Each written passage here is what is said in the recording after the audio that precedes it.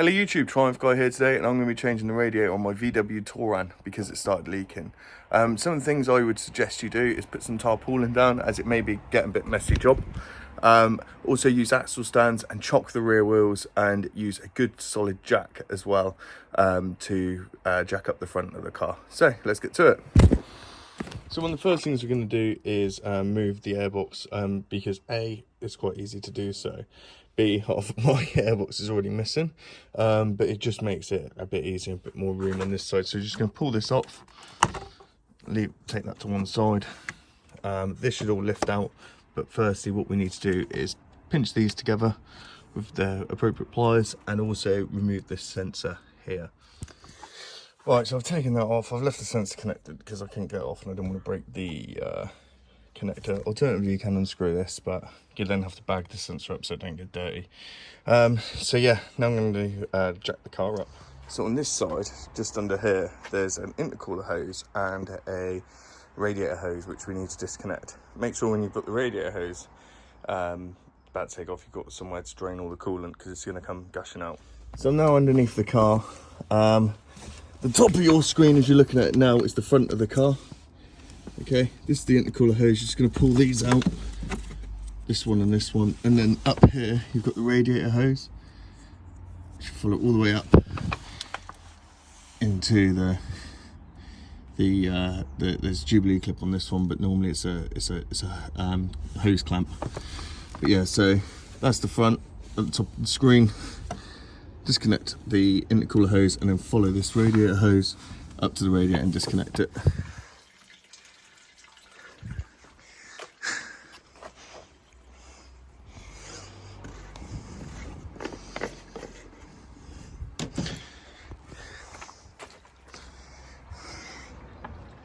Also, don't worry too much of this bit of oil in your intercooler hoses. On these old VWs, it's fairly standard. So whilst it's draining on that side, let's make our way to this side. And what we're going to be doing is disconnecting the electrical cable for the fan deck, just down there.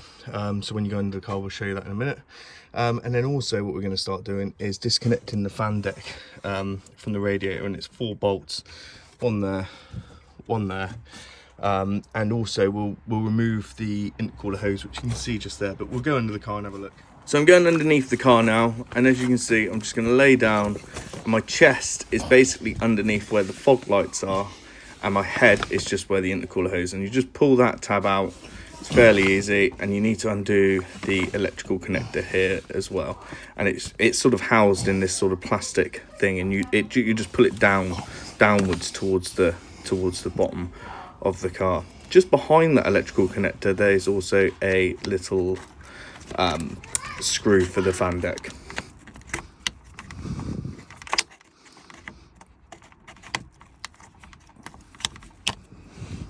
As you see, now the intercooler hose and the electrical connector's out. That's the Torx 25 bit, which you need to remove to take the fan deck out.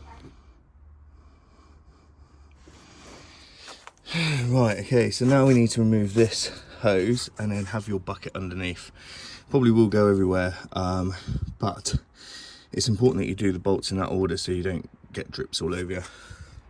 Now what you're going to do is just pull this up and then pull this out. So what I did is I took these 2 hoses off, and I'm going to try and take this off once the whole radiator is off the car because I don't want to damage anything else. So far we've removed the bottom left bolt for this. We can now remove, I'm going to leave that one till last because it's accessible. I'm going to go back under, do the bottom one of this, and then we'll do the top one of this for the fan deck.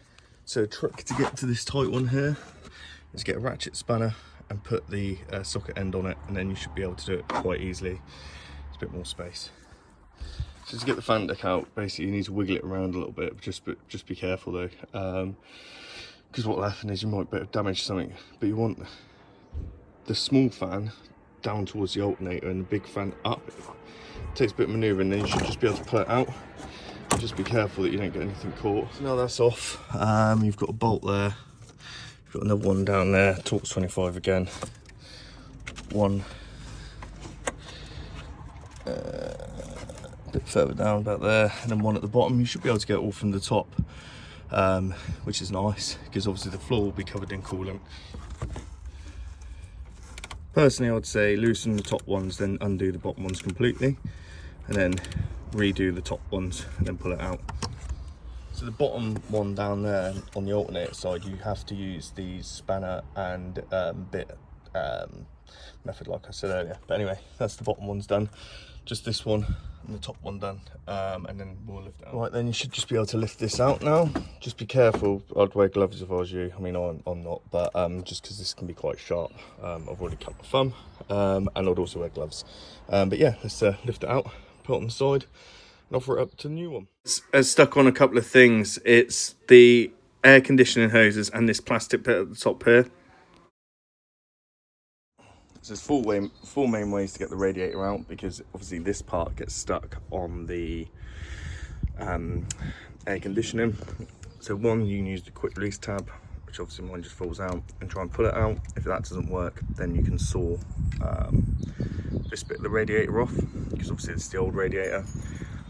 The next way is to remove this whole bumper. Now I'll show you what I'm on about. It's the little hose down there, that little hose which gets in the way. And then the way I did it, which is the fourth way, is you just cut this off, obviously because the air intake goes on this one anyway. So I just cut that off to allow it to come up and give you enough room. Yep, so it's out now. We're gonna have to remove these bits. Obviously, if you can remove these bits whilst it was on the car, it would have made it easier to get off.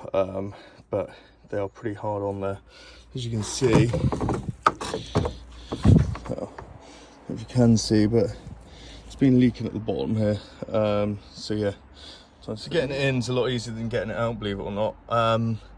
So I'm just going to put the bolts in now, all four. I'm going to leave these off because I'm actually going to buy replacement coolant flanges for it, and it should be easy to fit once in place. And also without the coolant flange on, it goes on a lot easier.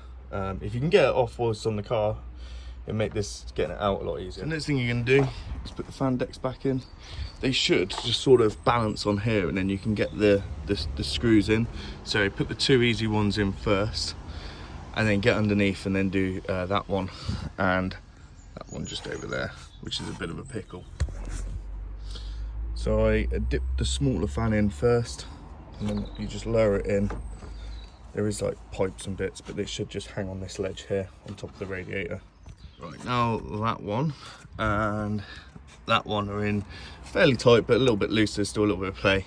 We're gonna go underneath and do this side, then this side. But the two underneath you're gonna do up fully, and then you're gonna come back up and then do these two fully. So point to note, while you're under this side, you may as well do the connector back up, the electrical connector, and put the intercooler hose back on as well. Next thing you got to do is put this on. I would definitely recommend, for the sake of 10 quid each, just buying 2 new ones of these. So what you're going to do is lift up on this tab, push it in, and then push down on the metal tab again. Always keep your old radiator for reference, yeah, so you can see that that's at a slight angle. Just make sure you get it on correctly. So don't put this in yet, just sort of see how these go in and how they go around it. So this bottom one obviously goes like that, and this top one goes over the top. So you can move that one out of the way, and then you can move that back up there, and you can connect this. These ratchet sort of clamp holders are really good, because you can just literally like lock them off, put that on there, go up to there, and then just release it. Done. Easy as that. Definitely worth the 30 quid for a set. Put the air intake in. Yeah, again, there's just like a little bung down there and a bung under there. Release that. It's in position. Get this. Plug that on there. And you can get this in. This one in. It's coolant hose. Push it on. And we'll use the clamps on that again. Push that in, give it a little pull, and you're all good to go. Now it's time to do the other one. Goes in like this, so the tabs pull out towards the alternator. So we're just going to pull the tabs out. What I'm going to do is actually connect this hose first, push that on, and then squeeze it. It just makes it a bit easier. And I've got the clamp ready to go, just to make things life a bit easier.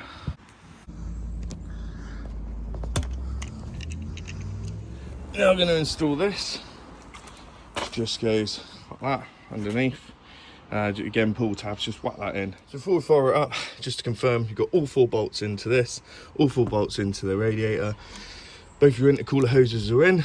The fans are plugged in as well, and the hoses, you've got 1, 2, and you've got a third down there for the coolant.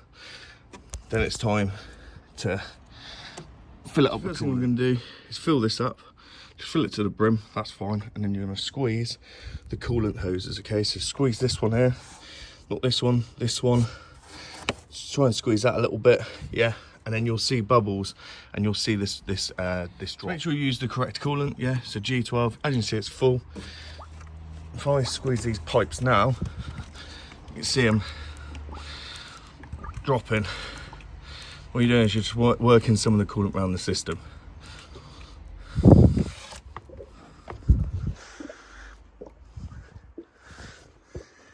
As you can see, I'm still doing it, and it's still bubbling. Make sure you put the car on hot mode as well on the inside heating system. Next thing you're going to do is just check all the pipes you've connected have not got coolant residue around the outside. If that's the case, then you're going to have to redo the clips or push them on further. But it's really important we do this just before we fire up the car. Once you're done, all you're going to do is just refill it up to between the min and the max. I'm just going to give that another little top up. And then you're going to fire up the car. So I'm inside now because basically the car battery was dead because obviously I had to wait for the flanges to arrive in the post. So all you're going to do is you're just going to fire up the car, keep the cap off the coolant, let the coolant circle around. It will drop, especially when the thermostat opens. Check that it's at 90 degrees, and also wait for your fan decks to activate to make sure you've connected them up. Now, I do a lot of videos on the VW Touran, so please make sure you like and subscribe, and check the comments for a pinned comment, and that will have a VW Touran playlist with lots of useful maintenance. Thank you very much for watching, and I'll see you on the next one.